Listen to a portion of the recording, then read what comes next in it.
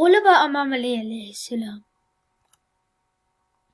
Ali's parents. His father was Hazrat Abu Talib and his mother was Sayyidah Fatima bint Asad. His birth. Imam Ali was born the 13th of Rajab in the year 600 CE inside the Holy Kaaba in Mecca in Saudi Arabia.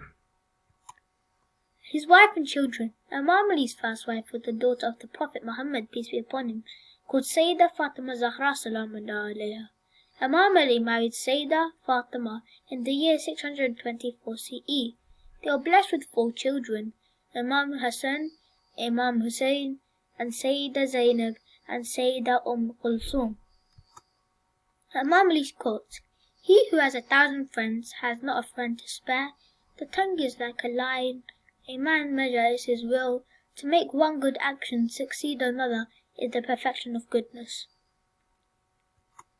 His friend was Maytama al-Dammar. Maytama al-Dammar was a really good friend and companion of Imam Ali.